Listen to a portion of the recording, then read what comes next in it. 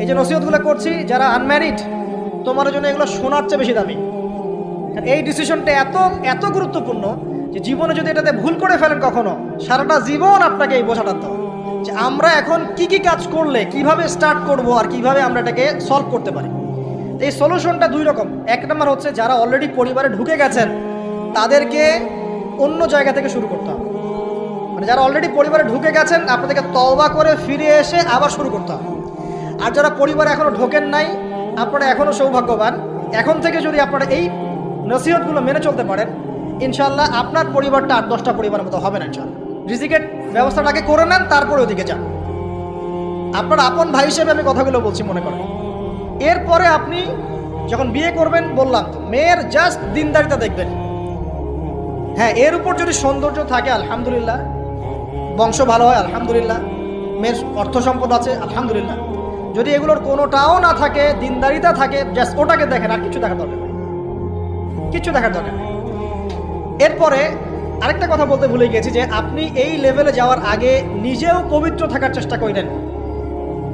আপনি নিজে জেনায় যায় না, নিজে পর্নে যায় না, নিজে হারাম অ্যাফেয়ার্সে যায় না। যদি আপনি যান তাহলে আল্লাহ পাক কিন্তু আপনাকে পবিত্র স্ত্রী নাও দিতে পারেন।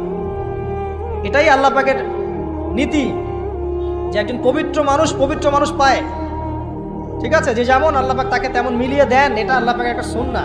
এর ব্যতিক্রম হতে পারে, কিন্তু আপনি যদি পবিত্র না থাকেন আপনি পবিত্র স্ত্রী নাও পেতে পারেন। তা আপনি আগে নিজে পবিত্র থাকেন, তারপরে আপনি এখন মেয়ে দেখেন। আলহামদুলিল্লাহ, বললাম দিনদারিতা প্রাধান্য দেন। এখানে হাদিসে এটা বলা হয় নাই যে 4টা গুণ দেখে বিয়ে করো, বরং বলা হয়েছে 4টা গুণ দেখে সাধারণত বিয়ে করা হয়।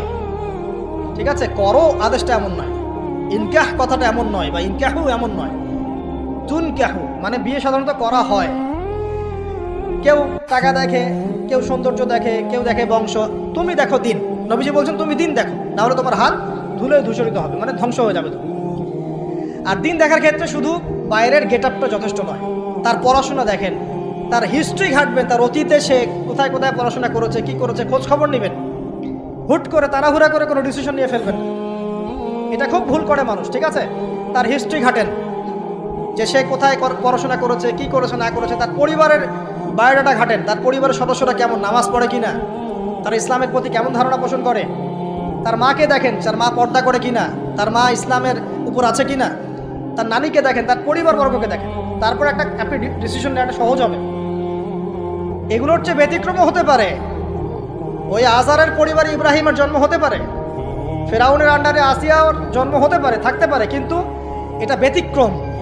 নর্মালি কিন্তু সবসময় এমনটা হয় না। যে প্যারেন্টিংস দিয়ে তারা বড় হয়েছে, ওই প্যারেন্টিংস তাদের মধ্যে থেকে যায়। এই কারণে মেয়ের ব্যাপারে খুব সেন্সিটিভ থাকবেন। আগে পুরো বিষয়গুলো ঘেটে নিয়ে তারপরে আপনি কোনো জায়গায় পা দেন।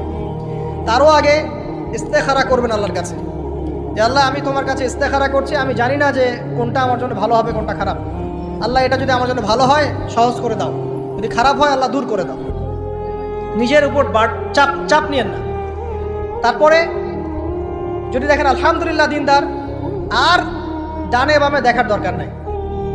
যদি আপনি আপনার মনের মতো দিনদার পবিত্র একজন মেয়ে পেয়ে যান, আর যদি সে সুন্দরীও হয় মাশাআল্লাহ, আর ভালো বংশের হয়, তাহলে সারাটা জীবন তাকে নিয়ে কাটিয়ে দেন, সারাটা জীবন তাকে নিয়ে কাটিয়ে দেন, আপনি হ্যাপি হবেন ইনশাআল্লাহ।